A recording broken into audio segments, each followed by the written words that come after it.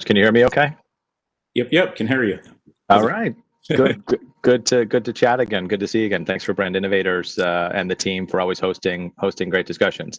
So Nina did a great job of stealing my first question and asking about your background, which I think is always relevant to set the stage. But so we've got your background, but why don't we start with a little bit of your role at PepsiCo and sort of where you ladder in the organization, the kind of team you're a part of, and your overall remit to sort of ground our conversation in the work you do every day. Yeah, that's perfect. And once again, thanks for this opportunity. Thanks, Brand Innovators, Nina, and obviously Sean. Currently, I am the director of marketing on brand Pepsi, trademark Pepsi, focused essentially on PepsiCo North America, and focused mainly on what we call our product and program comms. Product is mainly anything dealing with our sub brands or new product launches, things that you can directly call out beyond just blue Pepsi. So if it's Pepsi Zero Sugar, Diet Pepsi, any sort of new flavor that we've been concocting, usually my team is responsible for bringing that to life and bringing that to the marketplace. And then program comms are any sort of key seasons or key moments in time where the brand really wants to sort of own that space. And I think that maybe the two most notable ones are sort of the summertime where it's really hot, consumption of carbonated soft drinks are pretty high.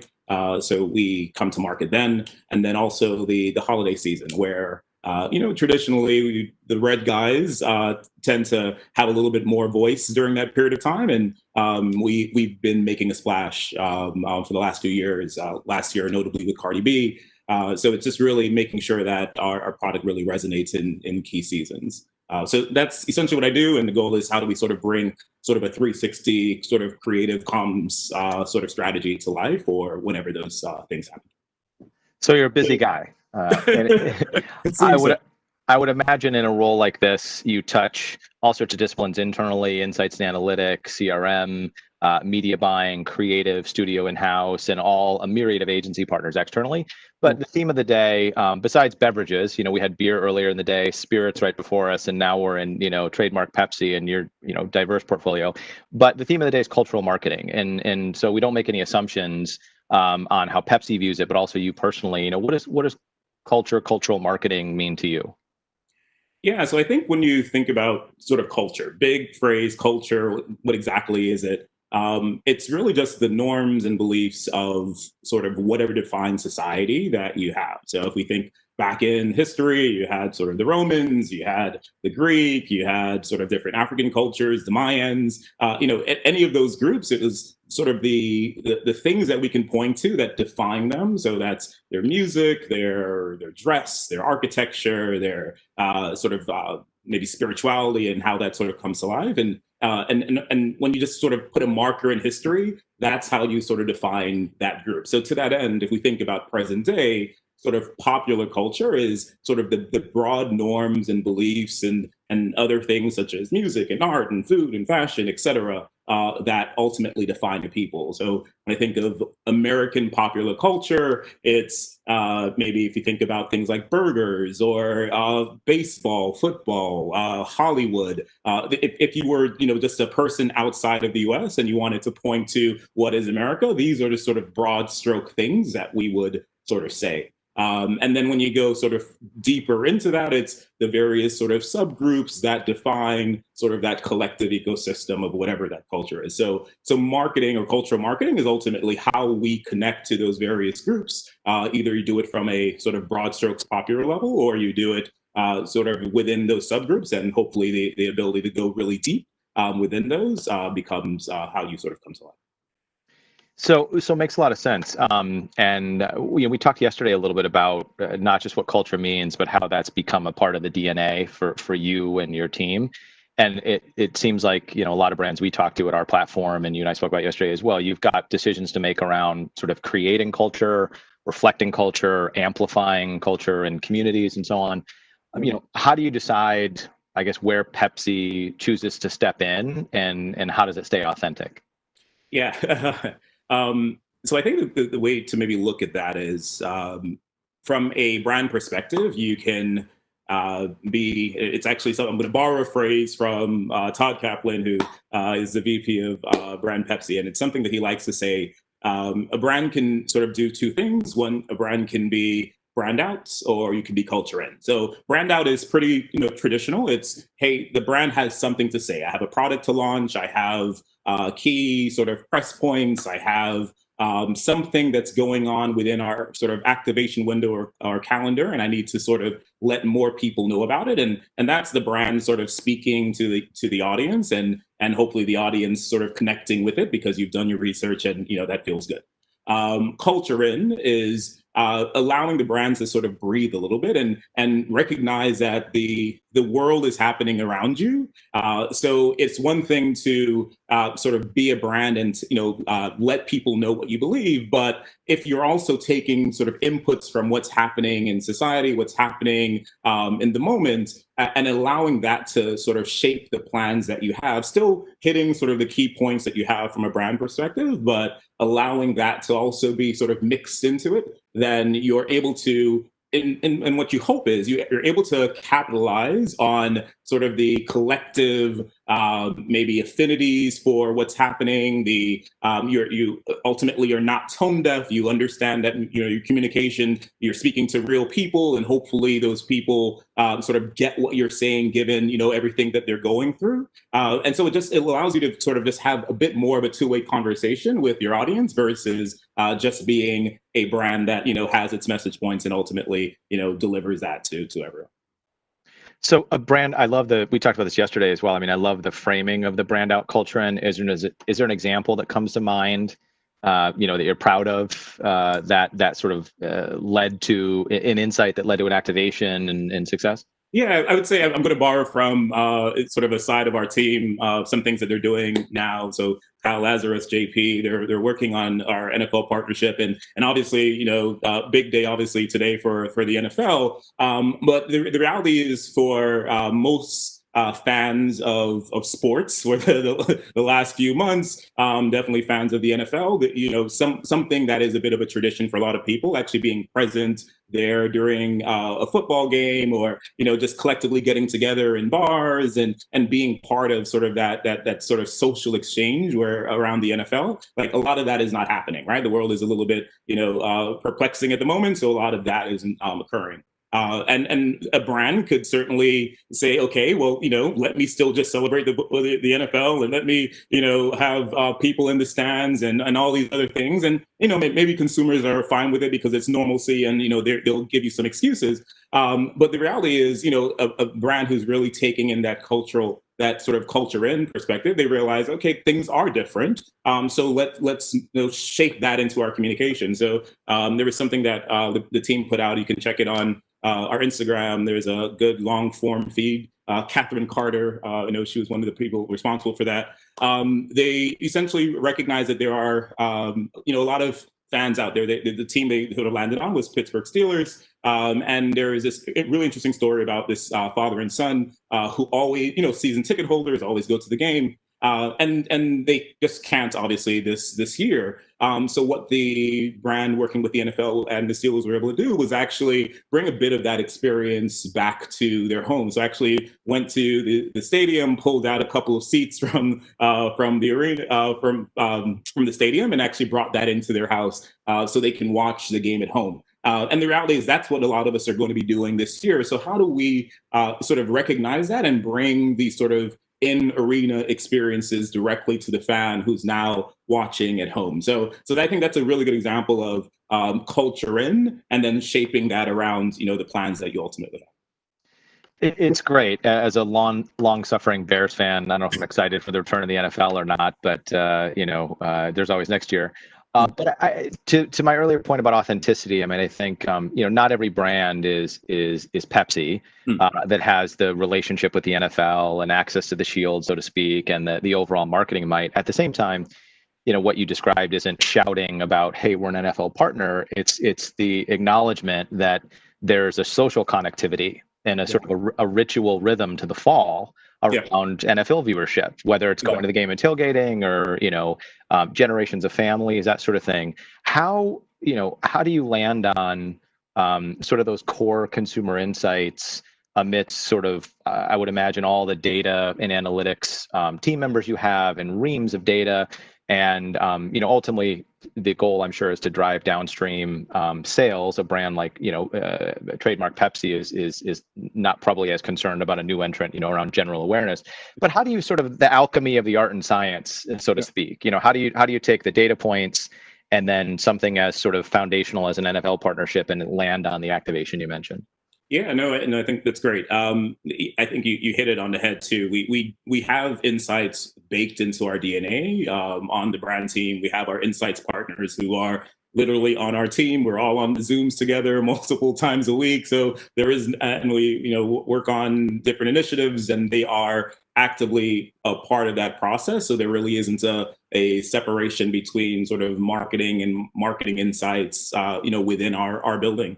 So as a result, when we think about anything that we want to do, we always start with, okay, who are we looking to target? Who is ultimately the consumer? In the case of Pepsi, pretty broad reaching, products, existing in majority of homes where the majority of people at some point would have tried it. Maybe younger consumers, not as much, but, certainly sort of core consumer, older, many times, Caucasian, middle of the country, but, still visible across the country overall. As a result, we make sure that we understand who that person is, but then we also want to understand, and sort of I reference it, who additional target potential consumers are as well. So maybe those who aren't as familiar with sort of drinking carbonated soft drinks, but they are very aware of the brand. Folks who may have stopped for various reasons, but potentially could be interested in, say, I'll call it Pepsi Zero Sugar, or they're willing whenever we come up with something new and interesting, a cool new flavor, etc. They're willing to try it and what have you. So what I'm essentially describing is our key consumer target. So understanding who the various sort of targets are, and then as a result, what they're looking to, like how they engage. So the media that they're watching and consuming, the where they go, where they shop, how frequently they shop. Essentially, the data ultimately informs us of who they are, and then the goal is, as a result, let's think about the plans that really connect to that potential person. Let's think about the product that connects to them, because the product in our portfolio may be very, very different depending on the audience. And then that sort of overall approach is how we sort of come to market. So it's just really making sure that we start with understanding who we're talking to first, and then everything else sort of falls in line from there. Makes a lot of sense. We spoke a little bit about this yesterday, but I think it's probably relevant to the audience listening. I mean, no one had global viral pandemic in their 2020 marketing plan. And while we're post-COVID as far as the start of the event, we're not through the impact.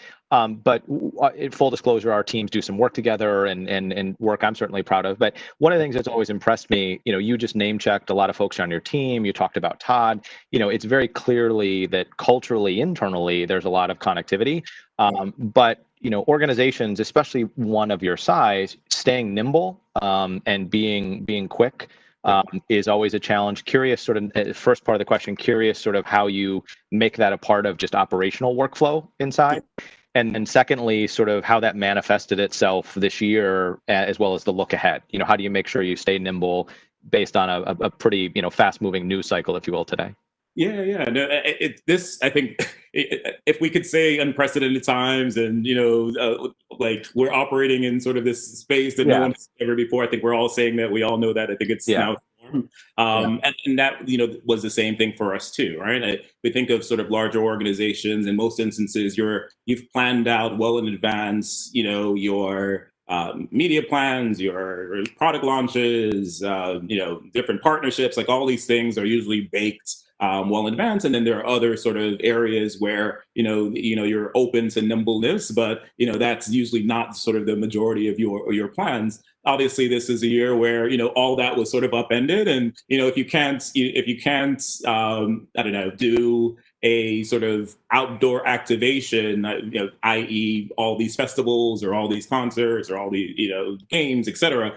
What do you do, right? And that's really what we had to contend with this year. It was like taking a serious look at all of the plans that we ultimately have. What are the things that are still able to occur? What are the things that potentially should pause? Who are the partners that are still figuring it out on their own, right? Because in many instances, if you're partnering with the NFL, you're partnering with the NBA, MLB, whoever, they're still actively figuring out how they're coming to life as well. So you to some degree, you're still at the mercy of what they're going to be doing as well, but you still have to actively plan like it's going to happen, and hopefully have some pretty good contingencies just in case. So I think that's what the team has really demonstrated maybe the most this year, is this sort of nimbleness and agility to change. We need to make sure that in anything that we did, if it was things that we're going to launch, so what will happen if it didn't launch, right? Or what will happen if something, if the partner suddenly says it's not going to happen now, it's going to be next month, it's going to be next year,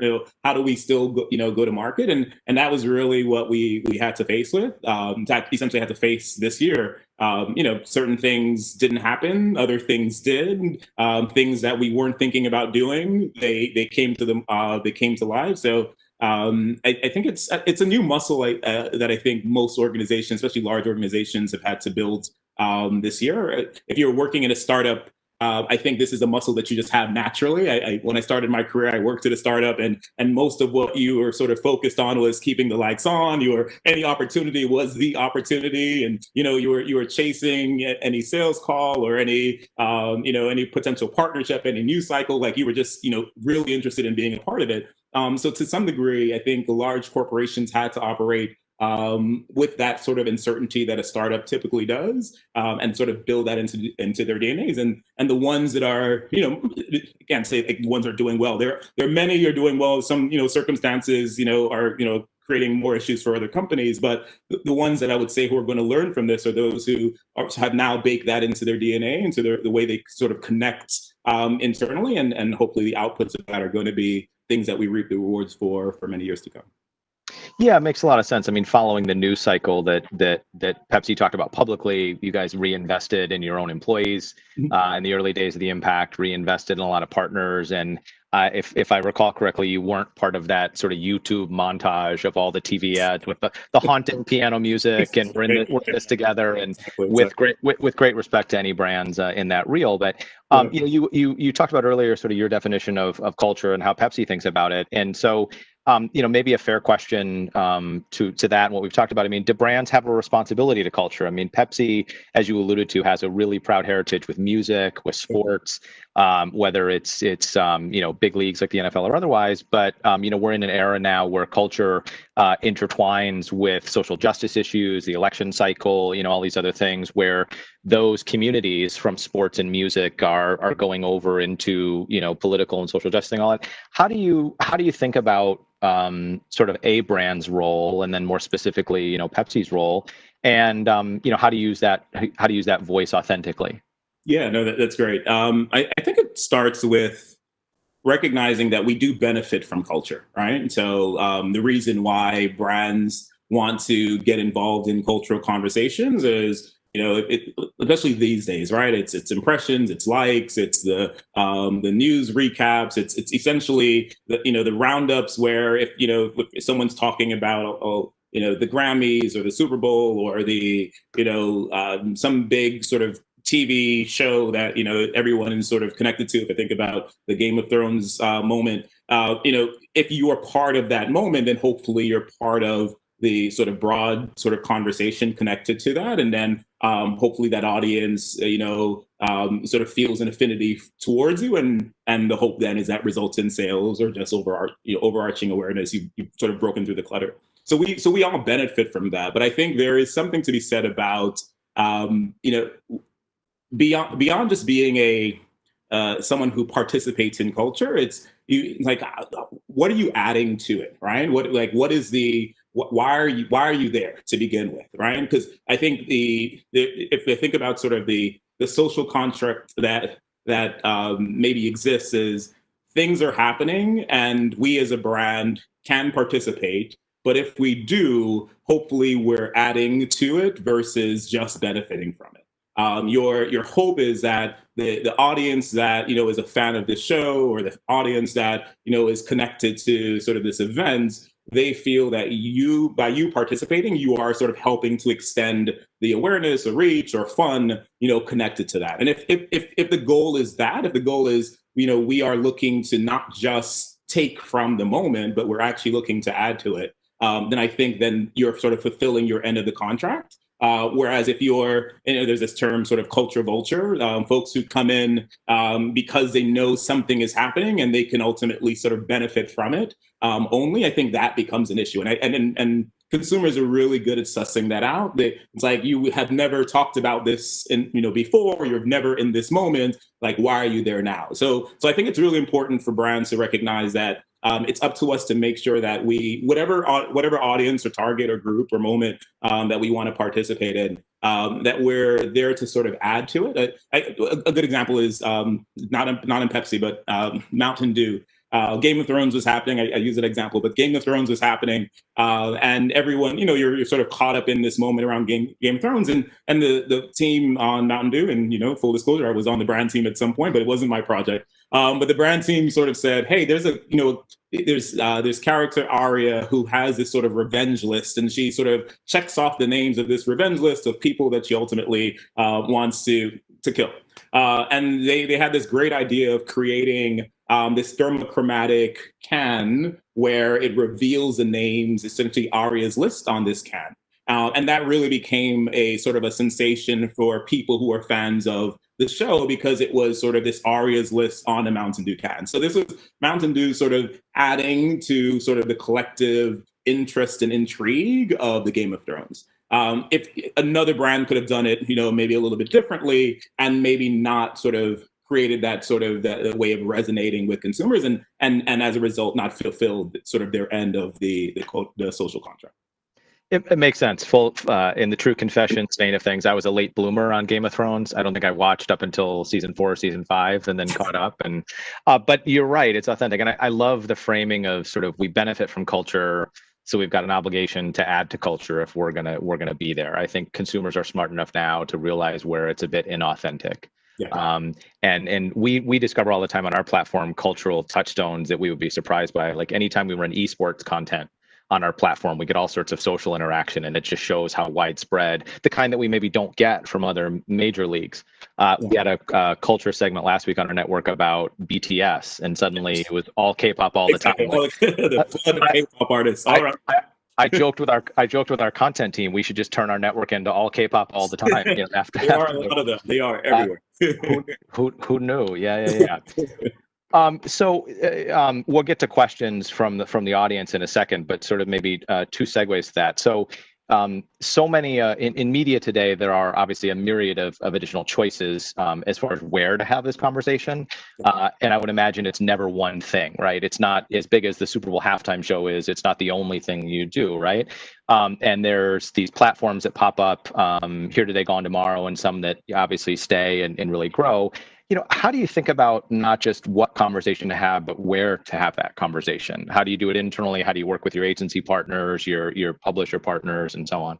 Yeah, I think it goes back to that original sort of original response on understanding the consumer and knowing like who they are and why they're a target, and sort of the media consumption that they have or where they operate, et cetera. Because I think that lends itself to the platforms or the moments that really resonate, with them. So I think a good example is, everyone's obviously on this TikTok craze at the moment. This is, I don't know, maybe the year of TikTok from a media participation news cycle. There's just a lot going on with TikTok, obviously, this year. And obviously TikTok isn't new, right? It's been around for the last few years, obviously, gained a lot of popularity because a lot of people are in their homes, and, these sort of zany dances that anyone could really do become something that's pretty interesting for people. So, so for a brand to say, hey, let me jump into this sort of TikTok challenge arena, a couple years back, maybe not as willing to do it. Part of it because a lot of younger people were on TikTok to begin with, so a lot of teens. So if you have sort of age restrictions where you're not looking to sort of market to teens, et cetera, may not be the platform for you. But as time progressed, everyone's grandparents at this moment feels like they're on TikTok, so it becomes a little bit more of a viable sort of media. Same thing I would say a few years back with Snapchat. Same thing, a lot of teens now. Everyone's on it. Before that was Instagram back in 2010. Same thing, everyone's on it. Before that was Facebook. So it's been sort of this constant cycle of what's the new platform and who's connecting to it and how do we ultimately reach the right consumer target connected to that media platform. So I think that's how we think about the sort of, that's a lot like essentially social media, but that's how we think about media in general. If we think about younger consumers, many of them are cord cutters. So as a result, I'm not thinking so much about linear TV for them. I'm thinking about what are the digital extensions or social media that they're actively participating in, because in many instances, they're not sitting at home at 8 to 9 o'clock watching primetime TV. But if I'm thinking about an older consumer, most likely watching primetime TV, but maybe with a phone in their hand, doing, maybe multitasking or what have you while they're watching TV. So for us, it's really thinking about who we're talking to and sort of the media platform that really connects to them as a result. And I think about you guys as well. If I'm a person who's on the go, that there's a lot of road trips, a lot of people sort of out and about these days. Like, how do I make sure I talk to who that consumer is and relevant touch points for that consumer? When we think about outdoor media, et cetera. Makes sense. And I would imagine for a brand like Pepsi versus some other things portfolio, ultimately scale really matters as well, right? The ambitious sales goals of a brand like Pepsi, yep. Scale matters with partners. 100%. Yeah, fair point. If we were working with a brand new up and coming social media or what have you platform, right. For us, the issue obviously is we have a far-reaching brand, and I can't sort of focus all my investment on a new social media platform focused on Salem, Massachusetts, or what have you. It has to be something that has a bit of reach, because ultimately that's what we need to do in order to sort of move the collective needle. So for us, we made tests with smaller platforms pretty early on. I know we were doing early tests across a lot of these social media companies. There's new ones that are out there. Everyone's still talking about Quibi. Will it be the next or what have you? There's a lot that we're doing with them as well. So at some point, you sort of have to say, who's going to be next? There is going to be something to come. When I think about Facebook and Instagram, they always sort of add on sort of different features connected to potential, competition that's out there. But at some point, there's going to be another phase, and the hope is you're actively testing and figuring out and learning before one of those new platforms come to be. Makes sense. So segueing out of Pepsi for a second, then we'll go to some questions.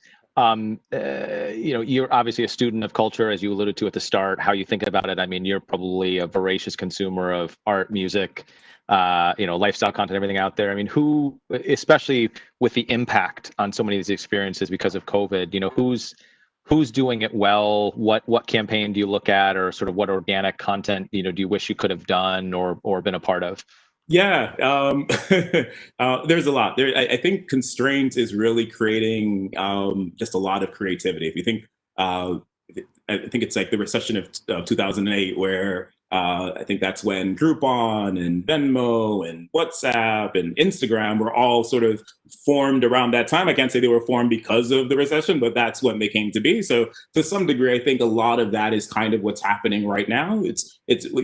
Folks are realizing that I can still produce, I can still create content, I can do, as much as I want. Maybe not to the quality that we all expect, but there's a lot of things that can still be done in a constrained environment. If you think about every news show figured out how to tell the news, with people, in their home studios. All of us have, we're all on Zoom now, and, many of us were on it before, but, we're all on it. We're on House Party and all these other things, and we're figuring out, how to connect to each other. And It's just, you know, what we've done. So when I think about maybe a perfect example of someone who's done it well, if you're familiar with Versus, no, it started pretty early on in during sort of quarantine. I think around April of this year, where it was Swiss Beats and Timbaland, two sort of superstar music producers, came together and said, "Hey, we're going to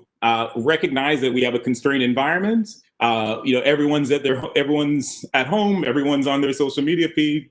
Let me and Timberland come together, and we're going to sort of battle each other on our portfolio of music that we've produced." And if you were on that first one, you know, maybe 100,000 people or so, just sort of listening to these two sort of super producers sort of compete against each other on sort of hits for hits. And then they sort of continued that cycle on, and you eventually had, I think it was like Nelly and Ludacris, and at some point later on, it was like Alicia Keys versus John Legend, and there was one in Jamaica with like Beanie Man, and it's just like sort of like people who have these sort of long catalogs of music over time. You know, they started doing this versus battle, and the only brand that actually was sort of connected to it from pretty much from the beginning was Ciroc. So you would always see sponsored by Ciroc. So it was like, okay, got it, sponsored by Ciroc. So like, hold that for a second, but like sponsored by Ciroc. And then as time progressed, I think a few weeks ago you had, actually last week, it was Monica versus Brandy. And if we think about sort of the numbers they were able to get to, they had 4.2 million people tuned in, reached something like 5 billion impressions. They had more tweets than the VMAs. Like literally that, like this, they created essentially a platform that did not exist, you know, prior to the pandemic, and really is becoming maybe one of the premier music moments that is not just happening yearly, it's happening every 2 weeks, because like they actually just announced this Sunday it's going to be Gladys Knight versus Patti LaBelle, which is really interesting because it's these two classic artists, and what they're recognizing is that when these artists show up in this moment, their catalog of streaming music like skyrockets. They have something like a 200% increase in sort of listens, and you know, obviously that translates to dollars and cents for a lot of these artists, and ultimately these artists are now sort of gaining exposure with an entire new audience. So for me, if there was one that I would have sort of been early on, that would have been one. And I remember even to our team just sort of saying, "Hey, did you guys check that Versus last night?" Like it was one of those, because I mean, and that's the thing, as brand marketers, like we are consumers of culture, we're consumers of content. So Sure. when it feels right to you, it may feel right to your consumers as well. So it's definitely one that I keep on watching, and I will be tuned in on Sunday to see, Patti LaBelle win, even though it's not a competition. But You called it here. Well, I love it. There's always a place for music discovery, right? You know, whether it's versus battles, TikTok, NPR, Tiny Desk concerts, you know, whatever it is, anywhere you can find it. So a few questions from the audience real quick. You know, an organization as large as Pepsi, you know, COVID's impacted the way you communicate internally. How has it impacted how you build and maintain relationships with your team and your colleagues? Are you doing Zoom happy hours, or, you know, how does it work? all of the above. No, I think really good. I would say, so compliments to, once again, Todd Kaplan, the collective trademark Pepsi team. When COVID started, we essentially did daily Zoom calls, like literally every day. We spent an hour together, and I think Todd would update us on things he'd heard around the business. We'd all talk to each other. Many of us, you know, we were Pepsi's based in sort of the suburbs of New York, so many of us live in New York City. So we were in our small apartments, and it was sort of this moment of connecting with the outside world, which we thought was pretty amazing. So for us, it was this sort of way of connecting despite the chaos of the world. And we did that on Zoom every single day. Eventually moved that to 3 days a week. We had, I think 2 happy hours a week, and we had trivia nights. I think this past week, Kyle Lazarus on our team held a cooking night where he taught us all how to make a ceviche, which was great. So we've created this way of still bonding despite not being there with each other, and to some degree, it's, well, not some degree, we like each other, so it works really well. I mean, I would hate to be stuck on daily Zooms with people I don't like, but in our case, we do like each other. So I think that's been something that we've done for our team, but also collectively, I know that's something that the broader marketing organization has been doing as well. I love it. Well, Nina, it's nice to see you back. Do we have time for another question or two? I think one more question. Okay. I'm not sure if I'm supposed to say yes to that. That's okay. You can throw rocks at me. I'll take the blame. So this is one that maybe it's a stray from cultural marketing, but it's certainly relevant to a big brand like Pepsi, and it's kind of an elephant in the room. So from the audience, so many brands have drastically reduced media budgets. How's your plan adjusted, and do you feel like you've gotten more creative and efficient with your strategies because of that reduction? Yeah, no, that's great. I think to your point, and Lewis in the session right before us mentioned it as well. I think one of the reasons why some brands have reduced is because marketing tends to be this great sort of pocket of hope for organizations to go back to the bottom line and hopefully retain some profit targets that they ultimately have. I'd say that we've certainly have benefited from consumer consumption within sort of this COVID environment. So for us, I think the principles still remain the same regardless of where budgets go, and that let's talk to the right consumers in the right ways in relevant moments, and then let's maximize it as well. And I think the beauty of it is constraint is teaching us a lot, right? And so that if I talk about that versus relationship, if we were to have gotten involved in that pretty early on, right? Like 6 billion impressions every week, that's fantastic for a brand. So when I think about, the people at Ciroc must be, super excited to have sort of forged that relationship pretty early on. So there are going to be other sort of nuggets of opportunity there for brands to sort of tack onto. So it's really important for us to, make sure that we're students of culture, of examining what's out there, and hopefully maximizing opportunities where we see them. Makes sense. Well, again, thanks for today. Your passion for culture, Pepsi, the industry, et cetera, is self-evident, and really appreciate, on behalf of the whole audience, really appreciate you sharing your perspective today. Definitely. Thanks, Sean. Appreciate it. And I'm glad you got that last question in. That was a really interesting one, and I'm sure a lot of people were sort of curious. I know the media budgets are something that's heavily talked about. So staying on top of the cultural trends, I think, is a good last tip there. So thank you, Gil and Sean, for joining us today. We have just 2 sessions left for the day. Our next speaker is the Chief Marketing Officer of the LA Rams. Welcome.